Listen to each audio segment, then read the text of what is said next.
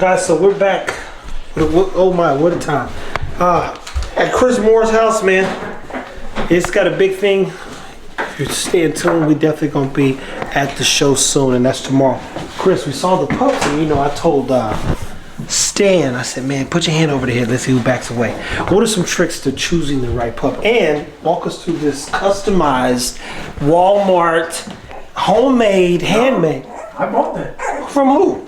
They were the very first incubators back in the day. When it says Lifeline, it looks like somebody just did Lifeline. I thought that was homemade. I'm over here looking how I can build it. Hey, you know what they say? If it ain't broke, don't fix it, right? Yeah. How long you had that?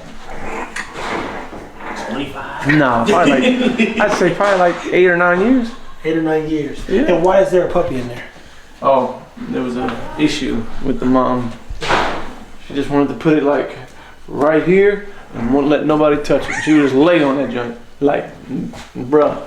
And why does the mom do that? And I'm asking too. So all right, so there's a lot of different reasons. You gotta remember, in the wild, if they can't protect it, they'll kill it. yeah, it's smarter for them.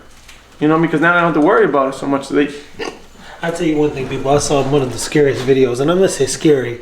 I saw these two like antelope. They were trying to get away from this tiger, and the tiger grabbed a baby, and the mom was like, "I'm so sorry," and it was like Survival of the fittest. It was That's like, exactly what it is. and you just go, "Oh man," it happens. So. And I'm asking this crazy is because a guy reached out to me literally on Snap and said he's got King Cane Corso and they're carrying the runaround. He's like, yo, the mom just keeps carrying the runaround. You know why that is? I said, She could be trying to tell you something. yeah, that's what I said. It could be something wrong. You know, you got to listen to Mother Nature too, though. You know what I mean? We interfere a lot, and we want every single puppy to make it. But sometimes they know when you'll see them, isolate them. You'll see the mom like single one puppy out all the time. And then if you pay attention to that puppy, sometimes it don't grow. Those puppies, if you ever raise litters, sometimes it stays tiny. When the rest are like this big and that one's tiny, you're like, man, what the hell? So it could be something it has hydrocephalus and you don't notice it. It could be anything, you know? Hydrocephalus, and that's that water on the brain? Yeah, pretty much. And that's more so bulldogs, right? Yeah. So how would you pick a pup? Somebody sees this, they come in the house, they've never seen a bulldog, a bully type breed. The dogs are growling this stage, it makes them nervous. So it depends on what you're trying to pick it for. Like when I breed two dogs together, it is to correct a fault, or it's to correct something, or it's to push the limit to see if these two lines work together, or if I can get better. And anytime you breed dogs, you're supposed to double back. Double back to a relative, or just double back? A relative. So we'll just say ego. We'll just say ego for an example. So if you do all your health checks on ego and everything checks out, you have options. You can use ego as your base, or you can find where his good health comes from and use him and his mom. We'll just say his mom is the good health person, dog. You can use him and you can use his mom and move forward, doubling back. Because now you have an ego son, and you're going to breed it to his half brother, and you don't have to worry so much about your hips. You don't have to worry so much about your health, as in breathing and stuff like that. So all the stuff that yeah. So be detrimental to a program. Yeah. So like those American Bulldogs that I purchased, everybody's ripping me because they're chocolate tri American Bulldogs. No, they're not supposed to be chocolate. Well, first of all, I don't breed American Bulldogs. Secondly, I'm going to use them in oldies because all their health checks, all check out, every single one of them. Hips. Mom and dad are both in the 3s. All their embark come back clean on both sides. So as far as health, why not? And now I have a brother and a sister, and I can line breed, add what I like, and then I double back for good health. You see what I'm saying? So one of the things I think we talked about that people don't get enough of or understand or take heed to is the fact that you should double down on temperament first. Because and health, I mean, clearly that's a thing. But when you say temperament, and I'm only talking about because we were talking about composite breed. You said, hey, we got a composite breed dog. Some people keep adding things and creating bigger problems. Well, the problem isn't that the dog isn't gorgeous. The problem is it shoots your child's hand off, or it bit somebody, or did something that you didn't expect it to do because you didn't understand what you were mixing. So let's take one thing understood though, where I have a composite breed. Most bulldogs are defensive breeds. They're not aggressive. They're not prey driven. So I'm okay because all my things that are mixed together, they're okay. Now I have more of a defensive style everything. Where American Bulldogs, they're allowed to be what's called aloof, weary of a stranger, which I'm okay with. I don't want a stranger in my backyard anyway. You know what I mean? And it's just, they're not going to run up to you and bite you, but they'll scare you. You know what I mean? Like, yo, is this dude going to bite me? Yeah. But they're just as unsure of what's happening as you are, you know what I mean? Yeah. And English Bulldogs, they have high, what they would call rank drive, but that doesn't affect a human. Unless you allow it to affect a human, I would imagine. You got to understand that question. Can a rank drive affect a human being? I've never heard the expression rank drive. That was gonna be my question. So when we call it rank drive, so it's like you're the alpha and I'm the subordinate. They got alpha, beta, alpha, all these. So I don't know what you guys call that. We call it rank drive. Yeah, you can have a dog want to test somebody, and then you have to have a come to Jesus meeting. It's more terrier. So I would imagine that. Terrier. I mean, they have it in bulldogs. Bulldogs are super aggressive towards each other. So we call that rank drive because they're trying to fight for pack order, and sometimes it gets a little too aggressive. I've had an English Bulldog litter where I've had to separate them at 8 weeks old because they were tearing each other up. They trying to kill each other. I was like, damn, what y'all park pit bulls or something? But it was the rank drive that was kicking in. It wasn't the prey drive. It wasn't the defensive drive. It was just pure rank drive. Just like you ain't I'm in charge. You're not in charge. Yeah. I'm gonna run this. Yeah. And mom over there in the corner like, man, yeah, whatever. But if you don't understand it, this is all the stuff that goes back to behavior stuff too. And mind you, I know because I had to call Chris once. Woman said, "Hey, I'm not understanding this dog." The kind of grace God said, "Look, if you don't know what you're dealing with, my buddy's got some good bulldogs. You can go. We've negotiated, but you got to give me that dog back before 6 months old." Point is if you're unfamiliar with the growling and you're used to I would say the breeds that have no real motion. Let's say if you come from a Shih Tzu to a Pit Bull, them two different dogs. I mean, they're not even close. So if you come in and you see a big-headed dog and it's growling at this stage, you go, "Hey, is that going to get worse?" No, they're just growling at each other. I mean, you've seen when you've walked in the house, you saw strangers.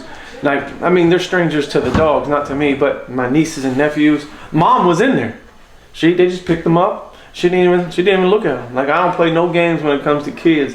If she would have even hackled, no, she'd have never had a puppy a day in her life again. You know what I mean? Because I'm a very firm believer in that I believe that a dog should know the difference. An adult dog should know the difference between a child and a puppy. Yeah. And now, if it's an adult dog or a puppy that's huge, we're talking a different story. Because if you're bigger, like we'll just say a Dalmatian puppy, they're kind of tall. And she ain't that tall, so it runs up on her. She don't know if it's a puppy. Immediately, she don't know, so she's going to go into defensive mode. So I'm okay with that. But if like something the size of General, puppy-wise, runs up on her and she attacks it, nah, we not cool. It's the same thing as like attacking a kid to me. They correlate to me. There's a line you don't cross. Yeah, there's a lot. I don't play that at all, bro. So pick a puppy that you would choose out of this litter and just break it down. Why? So for me, it's why did you ever? When you breed dogs, it's always why. What was your intended purpose? Did you fix? Did you make better? Did you correct the fault that you were trying to correct? It's not necessarily, for me, it's not so much a temperament, like you're looking for the dog that works the most. Yeah. I remember when I would see people do game dogs, they would go about 2 days with, with a little bit of kibble, and then you would see them throw a whole chicken in there. That sounds familiar, doesn't it?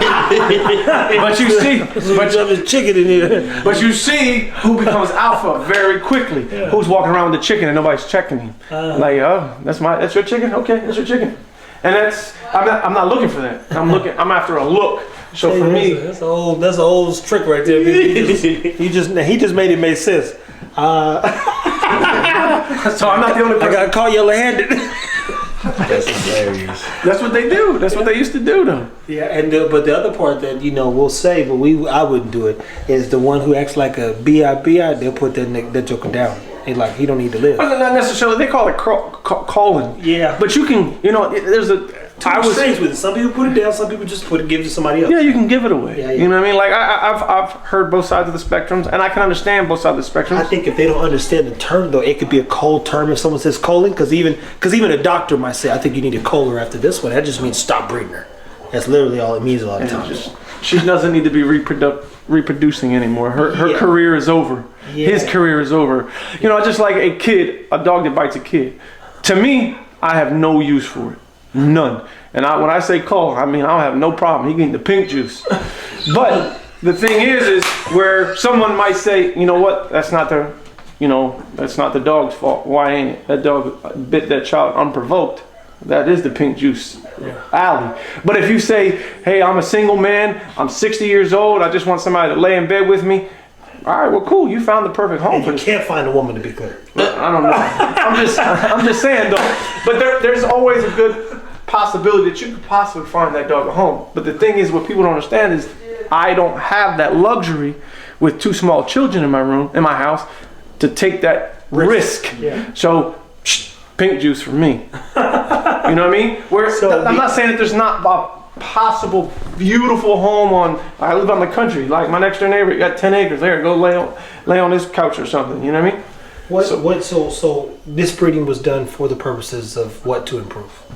I line bred. So I did ocean grandson to an ocean daughter, to see what I would achieve as far as what I make better. Yes. I'd say like a funky 200. puppy. They smell like ours? No, these smell good. They're good and white too. Boy, these things are clean. Yo, Gina's on it, bro. Yeah. She don't play no games. Hey, they look good. I'm trying to tell you, this joker's clean. So you line bred to improve what exactly? So ocean, for me, his bottom jaw is a little weak. So as you can see, the bottom jaws don't stick out no more. You know what I mean? She's underbite. She has an underbite, but her teeth touch. Look. There you go. See? The teeth touch. Can you see that? I'm talking to him, not you. Or now my teeth touch. Instead of like a ½ inch gap like that, now my teeth touch. So I improved. You know what I mean? Yeah. And Ocean has been producing large animals for me, because I want to know if I line breed, am I going to get larger or am I going to go smaller? I'm just being honest with you. You know what I mean? The dogs I have outside out of him, he's 78. He's only 78 pounds. Bodie right here, which is his grandson, he's 95 pounds. His dad is a 95-pound dog. See what I'm saying? I'm going this way, where most people, when they have this dog, a 75-pound dog, they go this way. End up with a 65, then a 55, and I'm going up. So I want to see if I line bred on him, will I go even bigger? You know what I mean? Will it double down, huh? And are you wanting a bigger dog? Well, it's not necessarily do I want a bigger dog, but I want to make sure that if I line breed, that I don't get a 200-pound animal. You know what I mean? I don't think I will by any means, but I mean, Bodie's mom is probably a 95-pound dog, and his dad's a 95-pound dog. In our breed, to keep 95 like that is not easy. You know, I bred dogs that are 75 pounds, and I get a 55-pound dog. Now I have a 95-pound mom, 95-pound dad, and I have a 95-pound son. I'm getting consistent as far as substance and size. And what is the standard? I'm a little big on the standard size. As long as I'm under 20 inches is basically what the standard says for us. So it withers. Yeah, the withers. And he's about 19, maybe even 20. It don't matter to me. But our size says that we can be larger as long as it's proportionate. So I'm okay with the 95 pounds, you know what I mean? I mean, I have Rocky out front. Out back, he's a 17-inch tall dog that weighs 93 pounds. It's a lot more dog. Yeah. So that's kind of where I like to be. Where his dad is 95 pounds and only 17 inches tall. So he's shorter and real wide. That's my preference. Yeah. But if I can take dogs like that and make dogs like Bodie that are show dogs, for people who like show dogs, or people say, oh, you can't make a correct dog. He became a grand champion in 2 weekends. And he hasn't lost. Proof's in the pudding. Yeah. He had a pretty good person who raised him. She spoiled him over there, as you can see. So, good stuff, people. Again, whenever you're breeding, we've talked about this before, and I think the American Bully being a composite breed, it's very difficult when people say, hey, well, why this one didn't turn out this way, that one didn't turn out this way. You're not getting consistency here and there. Everybody's still adding stuff, trying to figure out their formula. There's some people who have a real good identity wrapped around what they're doing. So I'm not knocking everybody. What I'm saying is there's a lot of newcomers. People come new, they think we got to go extreme. When you start adding extremities, you get inconsistencies, especially if you're backwards. Go ahead. I'm gonna show you why you're backwards. Please. You drink milkshakes? No. I can't drink milk. I just told you. Okay, so all right, but you know what a milkshake is, right? Yeah. So you can have milk and you can have ice cream. Yeah. Which one makes a milkshake? The ice cream. They both make it. Yeah. But the process is you got to go from milk to ice cream to a milkshake. So your idea is to start extreme and then clean it up. You see what I'm saying? It's easier to come down the hill than it is to go up a hill. So if you start with a little bit more extreme, I'm not telling you you. ever been hiking? Listen, When I got up Squaw Peak, it was cool. When I was coming down, it felt like the devil. It's like that downside is the worst. but you know the thing is like so the problem with composite breeds. I'm not saying the American Bully is a composite breed, but to me, if you breed 2 Dobermans together, You get a Doberman. you get a Doberman. So, but these guys are breeding 2 Dobermans together and getting a min pin. Same thing with us. So if it happens in my breed, which I can breed 2 95-pound dogs together, and I can get a 65-pound dog. Yeah. That's like almost the definition of a composite breed. You know, you're not getting that bam, bam, bam, bam, like Doberman, Doberman, Doberman, Doberman, Doberman. You know what I mean? Yeah. But to make a Doberman, what did they use? Rottweiler, Great Dane. Dalmatians. So they mixed all that, and look what they made. You see what I'm saying? Yeah. So they started with a bulkier animal, and then they trimmed it down to their ideal look. So I believe that if you start with a little bit more substance, a little bit more bone, and you trim it down for your preference, I think you'll get it there faster, and you'll get more consistency, because going up, you have a more likelihood to get small dogs than starting with Great Dane. Great Dane ain't gonna make him. Never. Ever in his entire life. Never. But if you use him to a Great Dane, you see what I'm saying? We have some wire-haired, great. You don't know what's gonna happen. Jack Russell Danes. You see what I'm saying? So it's Jack so Danes crazy. was gonna. It's so crazy. But Jadena. you take a Great Dane to a Doberman. You kind of know where you're gonna stay at. Yeah. Height and all that stuff. Yeah, a little bit more chest. They both got deep barrel chest. All that stuff. Food for thought. We're definitely going to revisit this topic, but I repeat, people, composite breeds, they are a thing. He has way more experience than I think all of us in composing an idea, and he's still fine-tuning his formula. That's what I like about both, is that it's not perfect yet. Well, you know, for me, breeding is the pursuit of perfection. Yeah. And I've been doing this since 1996, and I have never met one person, man, woman, or child, that's ever said I have the perfect animal. Yeah, me neither.